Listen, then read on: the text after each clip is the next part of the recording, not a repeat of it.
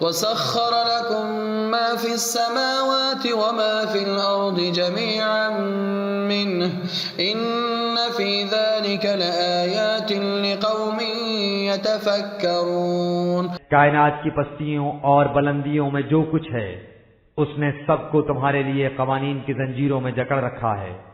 اس میں غور و فکر کرنے والوں کے لیے نشانیاں ہیں، اس بات کی کہ جو لوگ ان قوانین کا علم حاصل کر لیں گے جن کے مطابق یہ کارگہ کائنات سرگرم عمل ہے، وہ فطرت کی قوتوں کو مسخر کر کے انہیں اپنے کام میں لا سکیں گے۔ ان فی خلق السماوات والارض واختلاف اللیل والنہار لآیات لأولی الالباب۔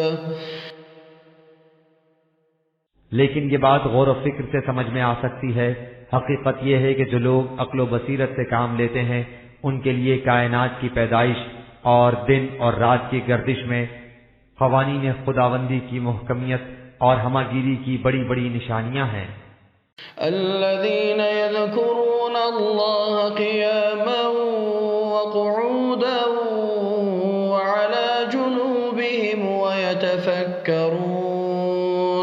ويتفكرون في خلق السماوات والأرض ربنا ما خلقت هذا باطلا سبحانك فقنا عذاب النار۔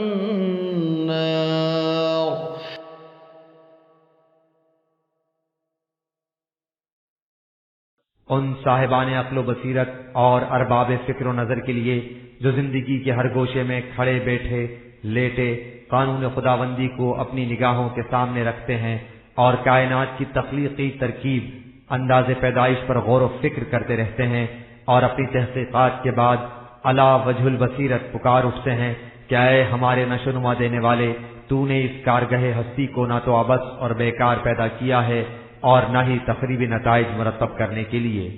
تیری ذات اس سے بہت بعید ہے کہ تو کسی شے کو بے مقصد اور بلا غرض و غایت یا تقریبی نتائج مرتب کرنے کے لیے پیدا کرے۔ یہ ہماری کم علمی اور کوتاہ نگہی ہے کہ ہم تحقیق سے کام نہیں لیتے اور اس طرح اشیاء کائنات کے نفع بخش پہلوؤں سے بے خبر رہ کر عذاب کی زندگی بسر کرتے ہیں۔ تو ہمیں توفیق عطا فرما کہ ہم علمی تحقیقات اور عملی تجربات کے بعد اشیاء کائنات سے صحیح فائدہ اٹھائیں اور اس طرح تباہ کن عذاب کی زندگی سے محفوظ رہیں۔